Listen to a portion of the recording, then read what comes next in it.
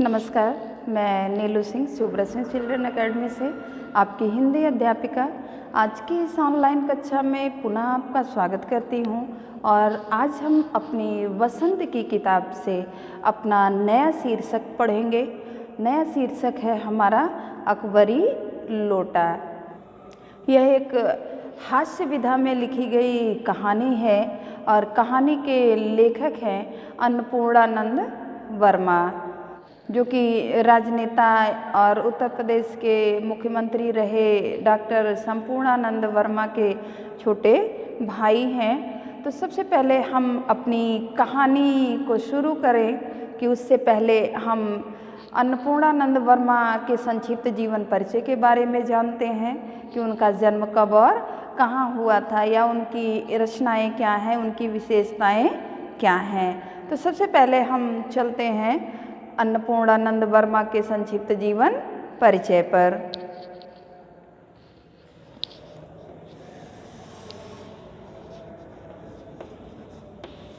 लेखक का जीवन परिचय।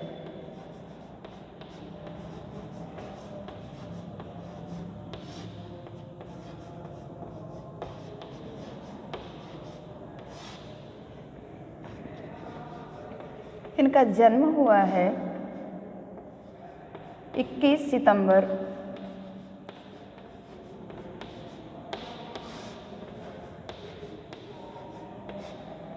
सन 1895 में।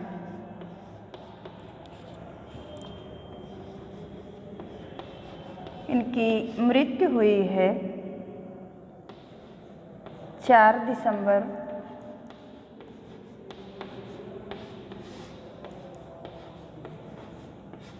सन 1962 में।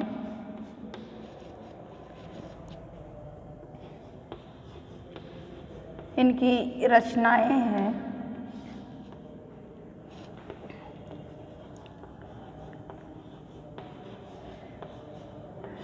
मनमयूर, मेरी हजामत,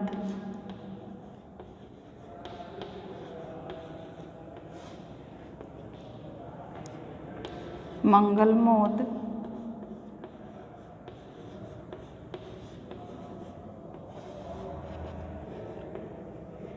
महाकवि चच्चा,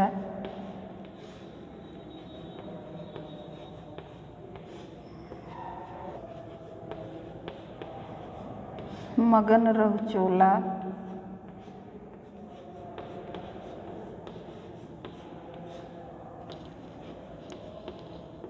पंडित विलासी मिश्र।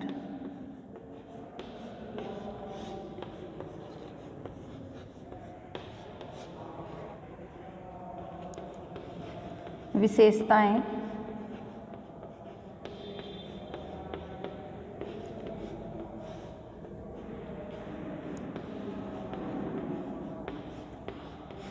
हिंदी साहित्य में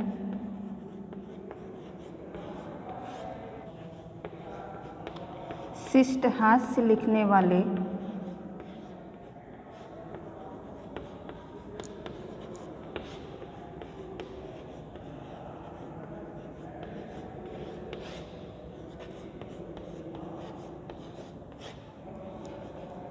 कलाकारों में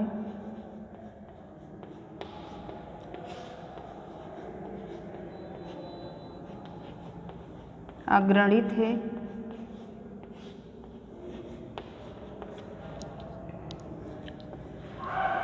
वर्मा जी 22 वर्ष की आयु में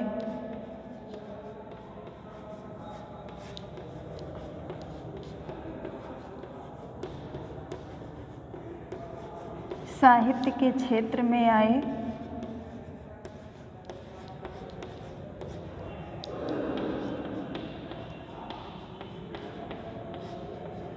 और इनका पहला निबंध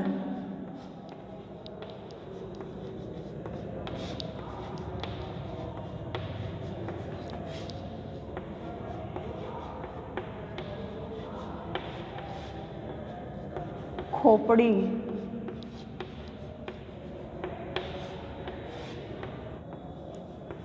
प्रसिद्ध हास्य पत्र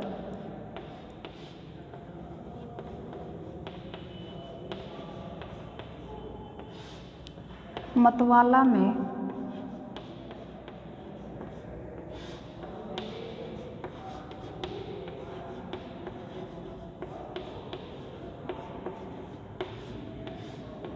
प्रकाशित हुआ।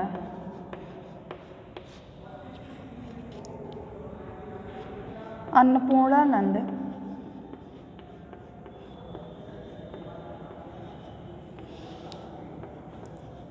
दानवीर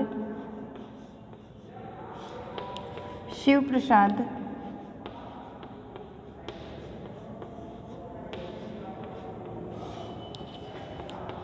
गुप्त के निजी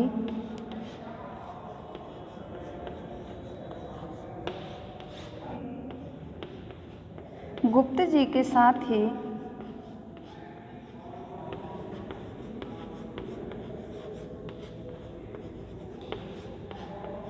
इन्होंने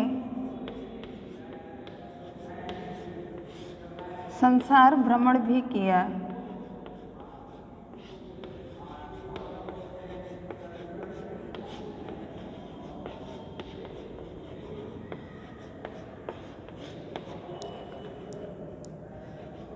इनकी रचना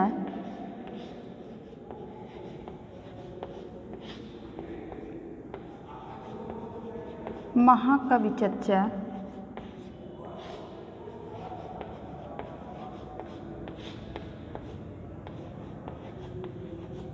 सन 1932 में प्रकाशित हुई।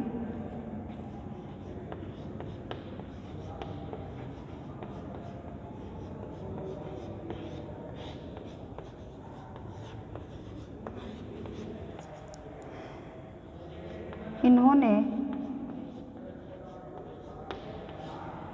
मोतीलाल नेहरू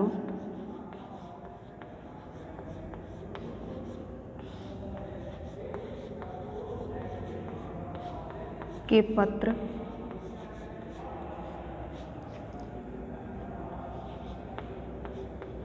इंडिपेंडेंट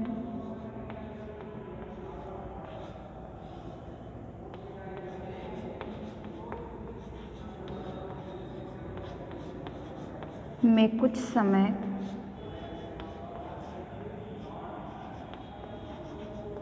श्री प्रकाश जी के साथ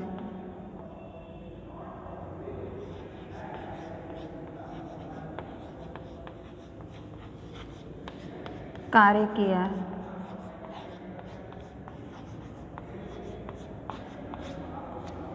ये तो हमारे पाठ के लेखक अन्नपूर्णानंद वर्मा जी का संक्षिप्त जीवन परिचय है।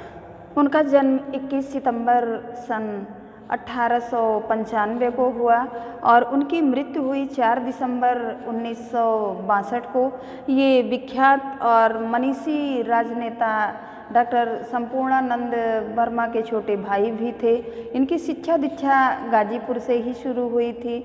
इनका पूरा समय जो था, पूरा जीवन जो था वो काशी में ही बीता और इनकी रचनाएं जो है मनमयूर, मंगलमोद, महाकवि चच्चा, ये सारी रचनाएं जो उनकी हैं, इन्होंने हास्य में ही प्रसिद्धि पाई है।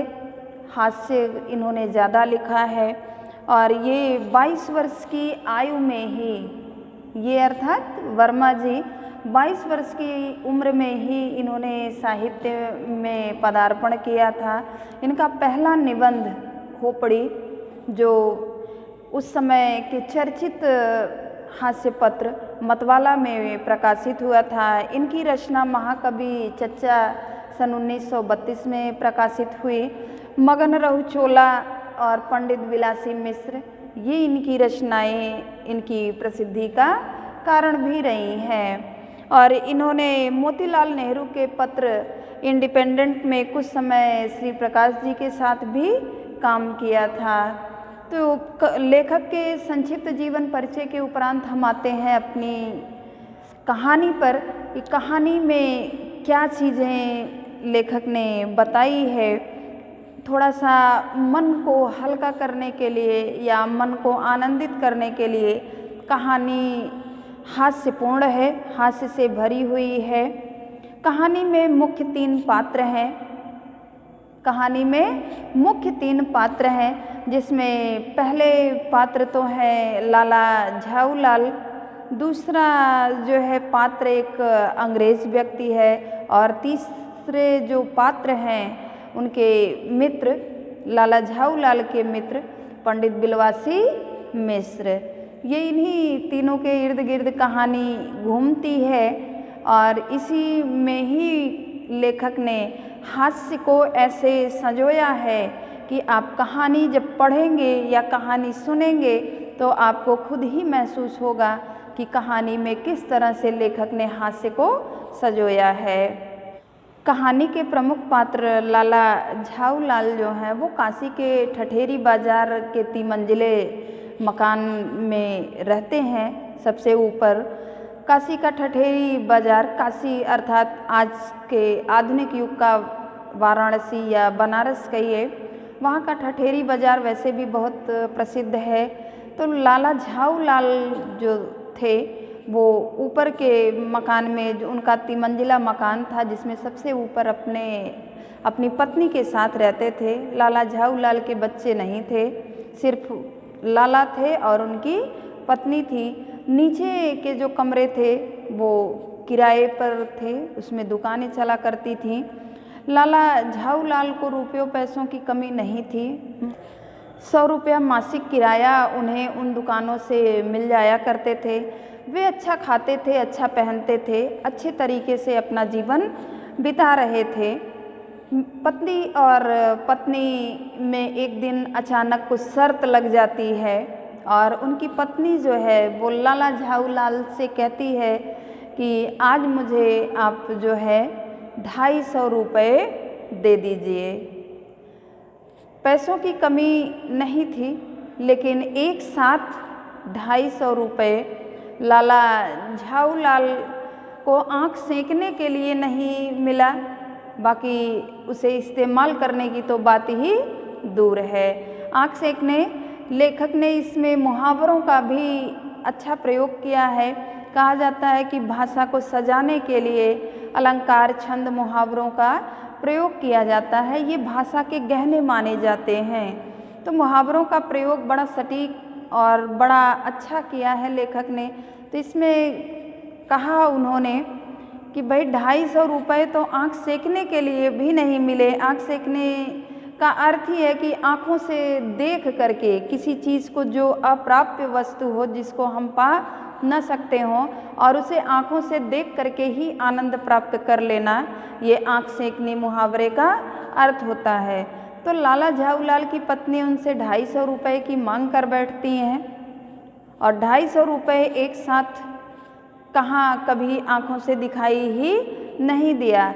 आज के आधुनिक समय की बात छोड़िए, कहानी जब लिखी गई है उस समय 100 रुपया ही बहुत मोटी रकम में शामिल हुआ करती थी, क्योंकि ये लाला कहे जा रहे हैं। लाला झाऊलाल, सेठ झाऊलाल हैं ये।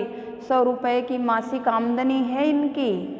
100 रुपये इनको अपनी दुकानों से किराए के आ जाते हैं। लेकिन अब एक साथ 250 रुपये आना, 250 अर्थात 250 रुपये, ये बहुत मुश्किल की बात है। लाला झाऊलाल का दिमाग सनसना गया कि अरे बाप रे, अब ये 250 रुपये कहाँ से आए।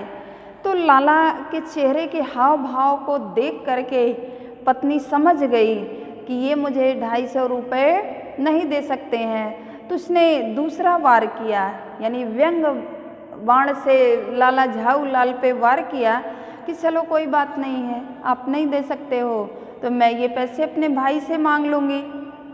अब तो और भी रही सही जो कसर थी घबराने की, वो भी पूरी हो गई, क्योंकि ये लाला झाऊलाल के भाई मान सम्मान की बात थी, प्रतिष्ठा की बात थी। अब वो पैसे ताव दे कि मैं अपने भाई से मांग लूँगी, ये बात लाला झाऊलाल को बर्दाश्त से बाहर थी।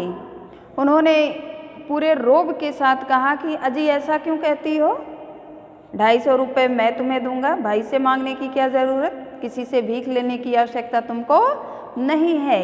उन्होंने अपना रोब प्रदर्शित किया। तो पत्नी तो जानती थी कि 250 नाम मात्र से इनके चेहरे का रंग उड़ गया, तो ये तो देने से रहे।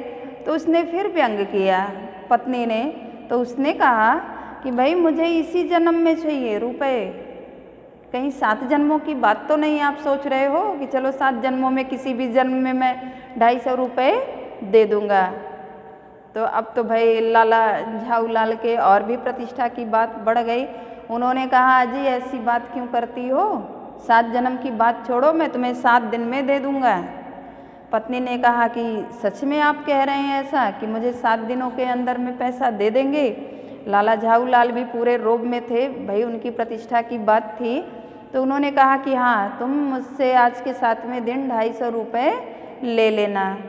लाला झाऊलाल ने तो रोब में अपनी पत्नी से कह दिया कि भाई इसी सप्ताह में ले लेना मुझसे पैसे।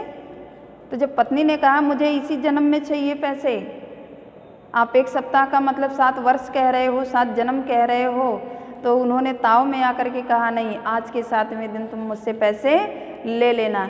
पत्नी तो जानती ही थी, उनकी आदत से परिचित थी, पत्नी जानती थी कि ये पैसे तो मुझे दे नहीं सकते हैं, लेकिन लो जी चलो शर्त लग गई।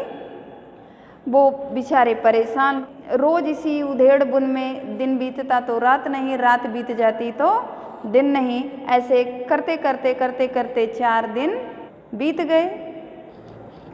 लाला झाऊलाल जो थे वो अपनी पत्नी से तो शर्त लगा ही चुके थे कि मैं 1 हफ्ते के अंदर तुम्हें 250 दे दूंगा।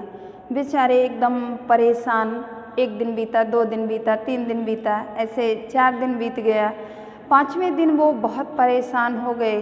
तो वे अपने एक मित्र जिनका नाम था पंडित बिलवासी मिश्र, उनसे अपनी विपदा सुनाई, उन्होंने अपनी समस्या बताई। और संयोग ऐसा कि उस समय पंडित बिलवासी मिश्र भी एकदम खाली थे, उनके पास पैसा नहीं था। इसमें एक शब्द आया है कि उस समय पंडित बिलवासी मिश्र भी एकदम खुख थे। लेकिन पंडित जी ने कहा कि ठीक है मैं किसी तरह से व्यवस्था करूंगा, किसी से मांग जांच के ले आऊँगा। आज वो वही अंतिम दिन था जिस दिन पैसे देने थे। लाला झाऊलाल पंडित बिलवासी मिश्र का इंतज़ार कर रहे थे और जैसे जैसे समय बीतता जा रहा था वैसे वैसे उनकी घबराहट तेज होती जा रही थी। वो छत पे टहल रहे थे और यही विचार विमर्श करते करते उन्हें प्यास लगी और उन्होंने नौकर को आवाज़ लगाई, अपने पानी मांगा उससे। नौकर उस समय घर पे नहीं था, उनकी पत्नी ही पानी लेकर के आई और वो एक लोटे में पानी ले आई, गिलास लाना भूल गई और लोटा वो भी लाया कि जो लाला झाऊलाल को एकदम पसंद नहीं था। उसकी गढ़न अर्थात डिज़ाइन एकदम से नापसंद थी लाला झाऊलाल को। लेकिन भाई ये पत्नी पानी लेकर के आई थी छत पे, तो पत्नी का अदब करते थे, अदब अर्थात इज्जत या सम्मान करते थे। और करते भी क्यों नहीं, पत्नी हावी थी और कहते हैं कि वो पति ही कैसा जो पत्नी का अदब न करे, जो पति अपने पत्नी का ना हुआ वो किसी का नहीं होगा, ऐसा भी कहा जाता है। तो इसी डर बस लाला झाऊलाल कुछ बोले नहीं, सोचे कि अगर अभी लोटे में पानी लाई है कुछ कह देता हूँ तो पता चला कल से वो मुझे बाल्टी में ही खाना परोस देगी। तो वो लोटा ले लिए और बेमन से पानी पीने लगे। लोटा उन्हें वैसे ही नहीं पसंद था, ऊपर से अभी पंडित बिलवासी मिश्र भी नहीं आए थे और आज ही पैसा देने का अंतिम समय भी था। पैसा अगर न देते तो वो मन में अपने ये भी सोच रहे हैं कि अगर पैसा नहीं दूंगा तो ऐसा थोड़ी है कि मेरी पत्नी मेरा जो है कुछ नुकसान कर देगी या मुझे डामल फांसी करवा देगी। डामल फांसी एक आपके लिए और भी नया शब्द होगा। डामल फांसी का मतलब होता है कि जिसे उम्र कैद की सज़ा सुना देना या देश निकाला। लाला झाऊलाल उस समय अपनी छत की मुंडेर के पास ही खड़े होकर के पानी पी रहे थे और तभी अचानक एक ही 2 घूंट पानी पी पाए कि तभी अचानक उनके हाथ से लोटा छूट गया और लोटा जो है ऊपर से नीचे आकर के गिरा। तो लेखक उस समय ये भी सोच रहे हैं कि भाई जो हमारे बुजुर्ग थे जिन्होंने पानी पीने के इतने नियम बनाए कि खड़े होकर के नहीं पीना चाहिए, सोते समय नहीं पीना चाहिए, कहीं से दौड़ करके आए तो नहीं पीना चाहिए, तो क्या उन्होंने उस समय उनके दिमाग में ये बातें नहीं आई, ये नियम नहीं बनाया कि कभी छत की मुंडेर के पास खड़े होकर के पानी नहीं पीना चाहिए। अब जब लोटा हाथ से छूट गया और गिर गया, लाला झाऊलाल तो और भी परेशान हो गए ये सोच करके कि पता नहीं किसके ऊपर गिरा, या जिसके ऊपर वो पानी से भरा लोटा इतनी मंजिले ऊपर से गिर रहा है, पता नहीं वो मर भी गया या बचा भी होगा। ऐसा विचार विमर्श करते घबराते हुए वो बेचारे छत से नीचे उतर के आते हैं और नीचे का नज़ारा देखते हैं तो वहाँ एक अंग्रेज़ व्यक्ति है जो अपने एक पैर को उठाए और एक पैर पे नाच रहा है, चिल्ला रहा है, अर्थात उसके एक पैर पर लोटा गिरा है जिससे उसका पैर घायल हो गया है और वो मारे दर्द के उछल कूद रहा है। और जब उस अंग्रेज़ ने देखा कि यह लोटा लाला झाऊलाल का ही है, उसे पता चल गया कि यह इन्हीं का लोटा है और गिरा है इन्हीं से, तो वो एकदम से अपने मुंह को खोल देता है, अर्थात जितना उसके पास अंग्रेजी ज्ञान है सब उड़ेल देता है लाला झाऊलाल पे। जितनी भी गालियाँ उसको अंग्रेजी में आती हैं सारी गालियाँ देना शुरू कर देता है। उसी दिन जाकर के तो ये लाला झाऊलाल को पता चलता है कि अंग्रेजी में भी गालियों का इतना बड़ा भंडार है, प्रकांड कोश है, कि अर्थात अंग्रेजी भाषा में भी इतनी ज़्यादा गालियाँ हैं। तभी वहाँ अचानक पंडित बिलवासी मिश्र एक देवता के रूप में आ जाते हैं जो लाला झाऊलाल को बचाते हैं। अब बचाते कैसे हैं, ये उनकी बुद्धिमत्ता है कि जब वो देखते हैं 2 मिनट तो पहले खड़े होकर के भाई उस माहौल का जायज़ा लेते हैं, और जब वो लोटा देखते हैं और अंग्रेज़ की बात सुनते हैं तो वो तुरंत समझ जाते हैं कि माजरा क्या है। तो वो फिर लोग जितने भी वहाँ इकट्ठे हुए रहते हैं सबको हटा देते हैं और एक कुर्सी खींच करके उस अंग्रेज़ सज्जन को देते हैं कि आपके पैर में ज़्यादा चोट लग गई है और आप इस कुर्सी पर बैठिए। तो अंग्रेज़ जब बैठ जाता है, धन्यवाद देता है, तो पूछता है कि क्या आप इस व्यक्ति को जानते हैं? तो पंडित बिलवासी मिश्र कह रहे हैं, अरे राम राम, मैं क्यों जानूं ऐसे व्यक्ति को, और मैं जानना भी नहीं चाहता ऐसे व्यक्ति को कि जो ऐसे राह चलते हुए लोगों पर तिमंजिले से लोटा फेंक करके मारे। मैं ऐसे व्यक्ति को जानना नहीं चाहता। अंग्रेज व्यक्ति कहता है कि ये तो मुझे एकदम पागल लगता है। अंग्रेज बोलता है कि मेरी समझ से ही इज ए डेंजरस ल्यूनाटिक, कि यह एक बहुत खतरनाक पागल है। He is a dangerous lunatic. तो पंडित बिलवासी मिश्र कहते हैं कि नहीं, ये पागल खतरनाक पागल नहीं है, मुझे तो ऐसा नहीं लगता। मेरी समझ में तो ही इज ए डेंजरस क्रिमिनल, कि यह बहुत खतरनाक अपराधी है। तो अंग्रेज कहता है कि हाँ, ये भी बात सही है। अब लेकिन बताइए इसका किया क्या जाए? तो पंडित बिलवासी मिश्र कहते हैं कि चलिए FIR दर्ज करा दिया जाए और इसे पुलिस थाने भेज दिया जाए। तो वो अंग्रेज पूछता है कि यहाँ पुलिस थाना है कहाँ? तो वो कहते हैं यहीं बगल में ही है, चलिए। और उस समय जब पंडित बिलवासी मिश्र अंग्रेज से इस तरह की बात करते हैं तो लाला झाऊलाल समझ ही नहीं पाते हैं कि आखिर यह क्या माजरा है। पंडित बिलवासी जो हैं वो मेरे मित्र हैं और मेरी तरफ ना होकर के वो उस अंग्रेज़ के तरफदारी कर रहे हैं और उसके साथ पुलिस थाने जा रहे हैं।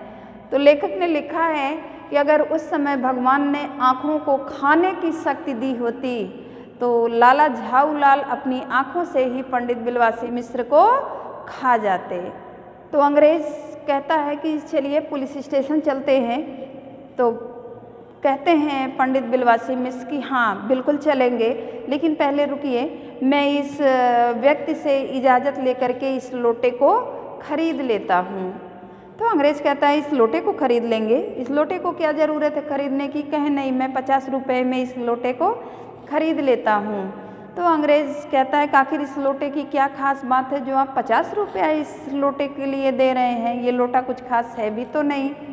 तो उन्होंने कहा कि शायद आपको इस लोटे का महत्व नहीं पता है, लेकिन मैं जानता हूँ ये वही अकबरी लोटा है जिसे संसार के अनेक म्यूज़ियम वाले खोज रहे हैं।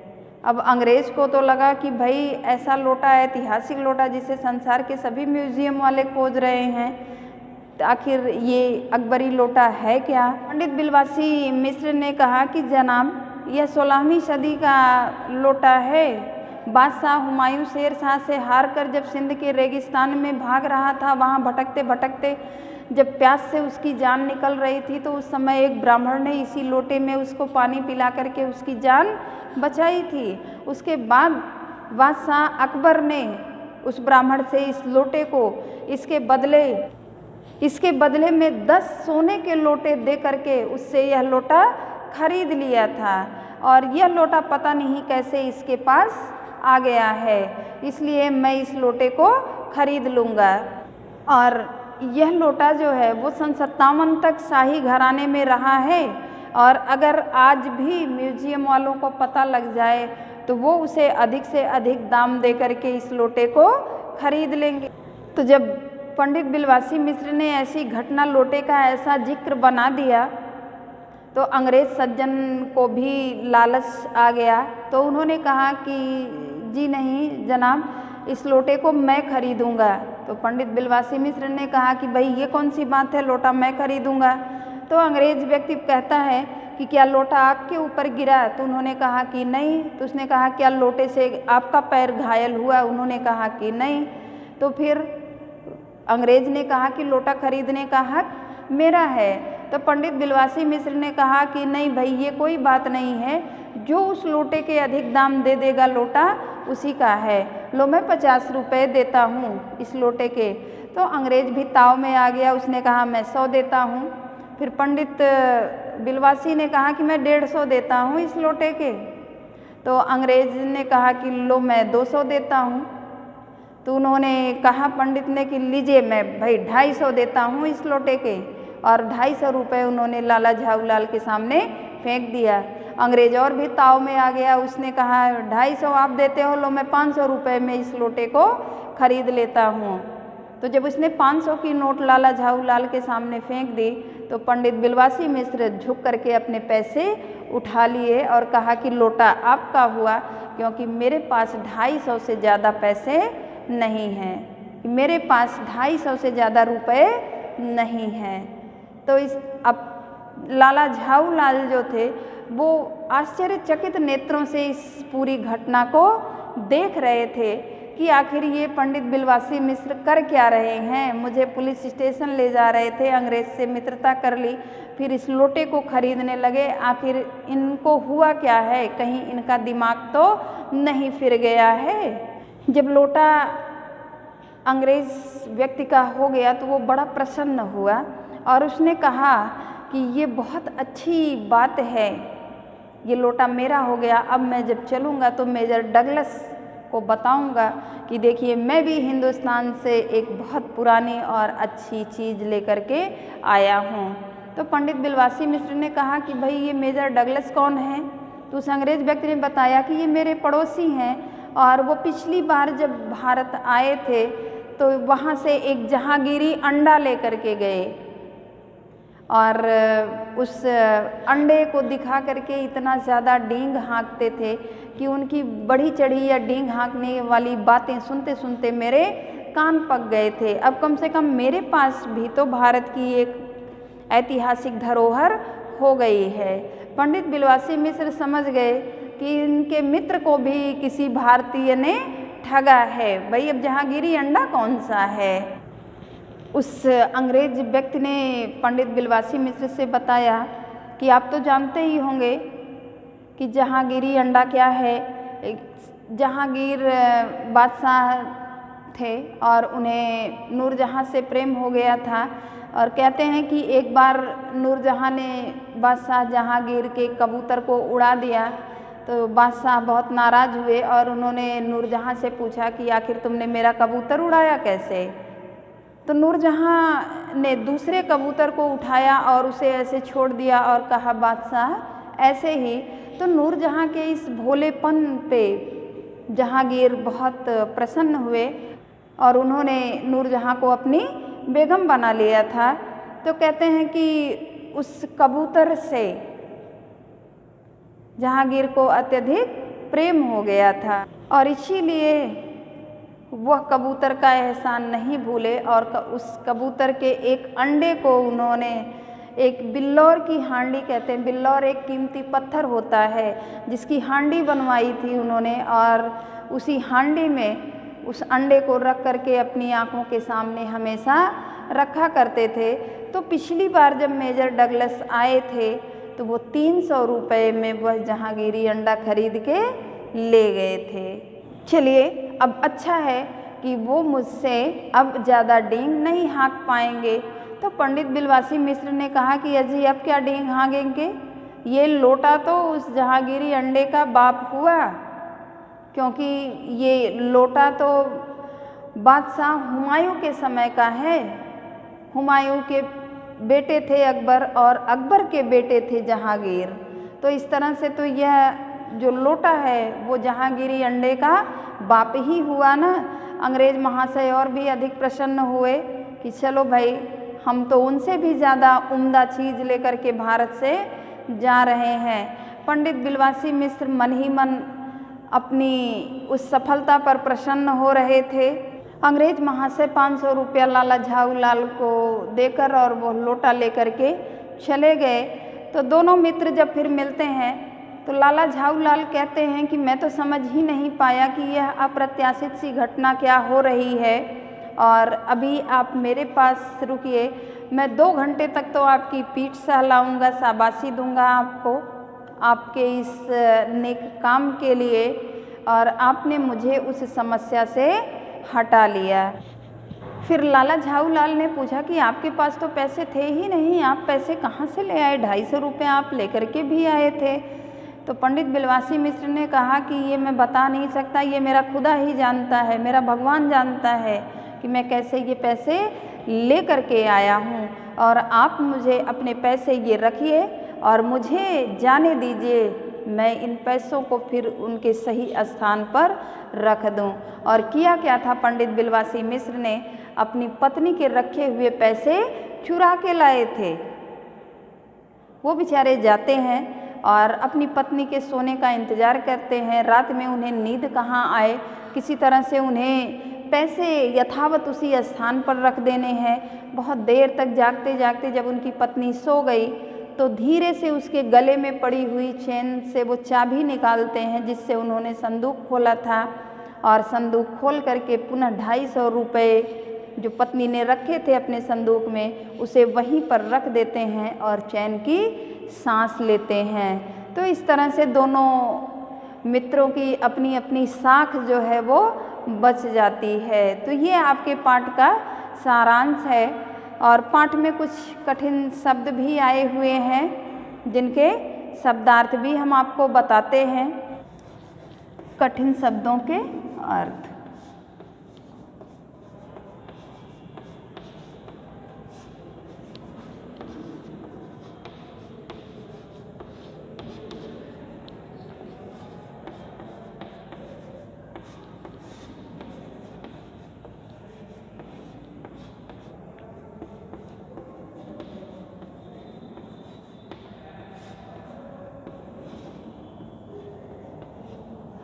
खुराफाती,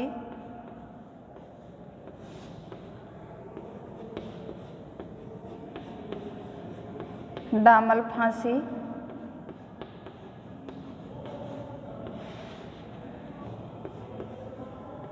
गढ़न, इजाद। अदब का अर्थ है शिष्टाचार, खुरापाती का अर्थ है शरारती। दामल फांसी का अर्थ है उम्र कैद की सजा।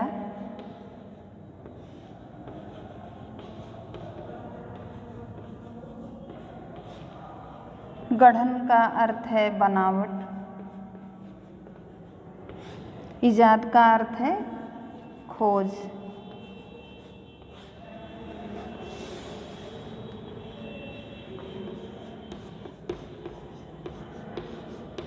पार साल अर्थात पिछले वर्ष।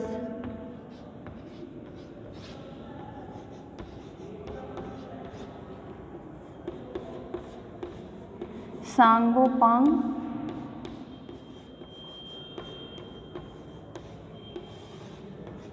अर्थात ऊपर से नीचे तक।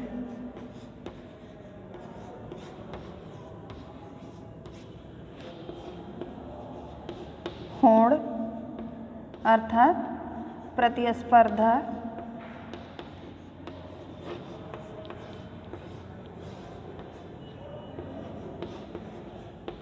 संग्रह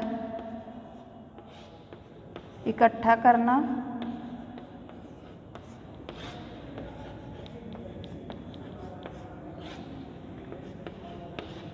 विज्ञ अर्थात ज्ञानी या जानकार।